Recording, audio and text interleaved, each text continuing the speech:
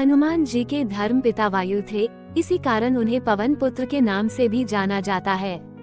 बचपन से ही दिव्य होने के साथ साथ उनके अंदर असीमित शक्तियों का भंडार था। बालपन में एक बार सूर्य को पका हुआ फल समझकर उसे खाने के लिए उड़कर जाने लगे। उसी समय इंद्र ने उन्हें रोकने के प्रयास में वज्र से प्रहार कर दिया। वज्र के प्रहार के कारण बालक हनुमान की ठुड्डी टूट गई और वे मूर्छित होकर धरती पर गिर गए।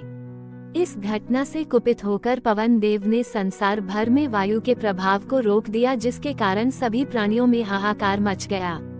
वायु देव को शांत करने के लिए अंततः इंद्र ने अपने द्वारा किए गए वज्र के प्रभाव को वापस ले लिया। साथ ही साथ अन्य देवताओं ने बालक हनुमान को कई वरदान भी दिए। यद्यपि वज्र के प्रभाव ने हनुमान की ठुड्डी पे कभी ना मिटने वाला चिन्ह छोड़ दिया। तदुपरांत जब हनुमान को सूर्य के महाज्ञानी होने का पता चला तो उन्होंने अपने शरीर को बड़ा करके सूर्य की कक्षा में रख दिया और सूर्य से विनती की कि वो उन्हें अपना शिष्य स्वीकार करें। मगर सूर्य ने उनका अनुरोध ये कहकर अस्वीकार कर दिया कि चूंकि वो अपने कर्म स्वरूप सदैव अपने रथ पे भ्रमण करते रहते हैं, अतः हनुमान प्रभावपूर्ण तरीके से शिक्षा ग्रहण नहीं कर पाएंगे।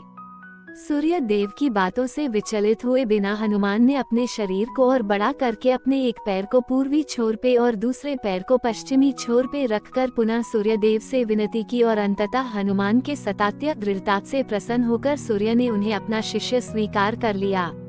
तदोपरांत हनुमान ने सूर्य देव के साथ निरंतर भ्रमण करके अपनी शिक्षा ग्रहण की। शिक्षा पूर्ण होने के उपरांत हनुमान ने सूर्य देव से गुरु दक्षिणा लेने के लिए आग्रह किया, परंतु सूर्य देव ने ये कहकर मना कर दिया कि तुम जैसे समर्पित शिष्य को शिक्षा प्रदान करने में मैंने जिस आनंद की अनुभूति की है वो किसी गुरु दक्षिणा से कम नहीं है। परंतु हनुमान के पुनः आग्रह करने पर सूर्य देव ने गुरु दक्षिणा स्वरूप हनुमान को सुग्रीव धर्मपुत्र सूर्य की सहायता करने की आज्ञा दे दी। हनुमान की इच्छानुसार सूर्य देव का हनुमान को शिक्षा देना सूर्य देव के अनंत, अनादि, नित्य, अविनाशी और कर्म साक्षी होने का वर्णन करता है।